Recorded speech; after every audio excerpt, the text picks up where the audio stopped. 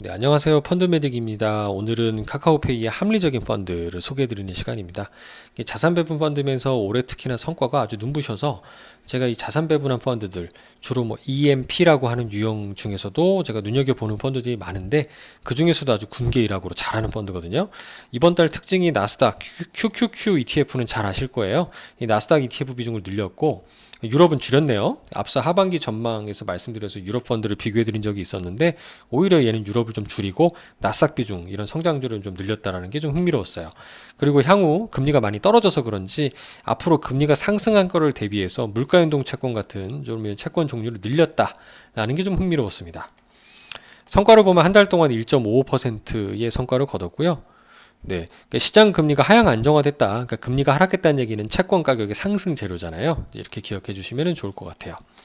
테이퍼링 우려라든가 그러니까 유동성을 축소하는 우려, 그다음에 델타 변이 확산 등등이 있어서 많이 불안하죠. 경제 변수들이 엇갈리고 예측이 좀 불안한 힘든 상황입니다. 근데 그런 상황에서 금리가 하향 안정화됐다는 얘기들은 조금 채권 입장에서는 좀 안정적인 요소였고요. 뭐 주식 쪽에서도 뭐 휴가 시즌 등등을 앞두고 있는 영향 등으로 뭐 특별히 소강 국면이 아니었나. 그래서 그 가운데 미국 성장주나 미국 리츠 등이 전월에 이어서 전월 달에도 좋다고 그랬잖아요. 계속 우수한 성과를 이어가는 뭐 특징이 특별히 나타나지 않는 장이었다라고 볼 수 있어요. 주식과 원자재 달러 순으로 긍정적 성과를 거뒀다고 분석을 하고 있고 이 펀드는 올해 연초 이후로 한번 보시겠어요?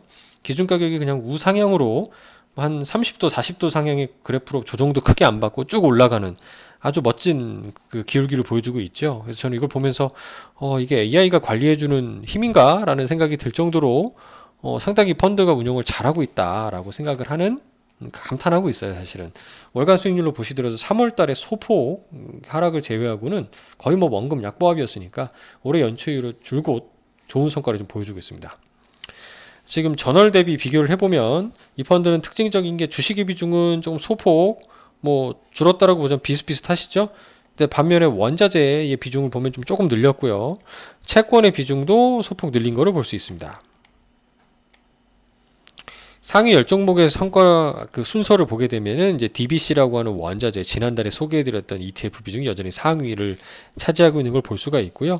US 리츠 ETF도 상위에 있는 것을 보실 수가 있어요.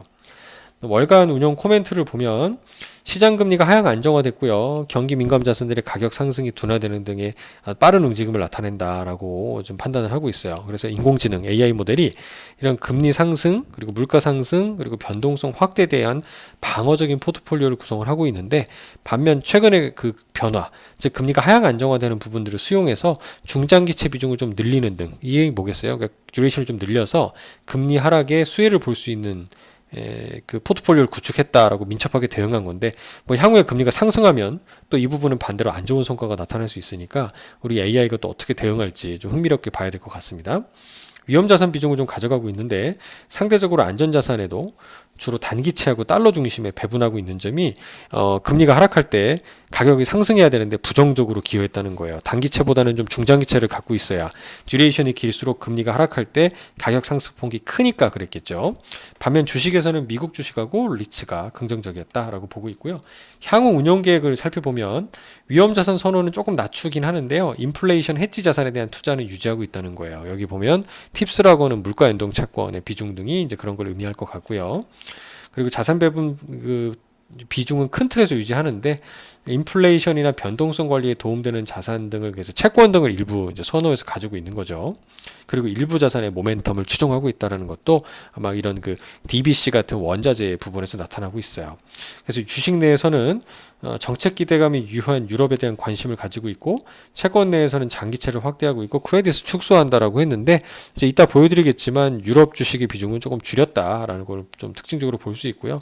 반면에 원자재 통화는 전월과 유사하되 금에 대해서 좀 관심을 두고 있다는 게 좀 흥미로웠습니다. 물론 여기 금이 나타나진 않고 요 DBC에 일부 들어가 있는 거죠.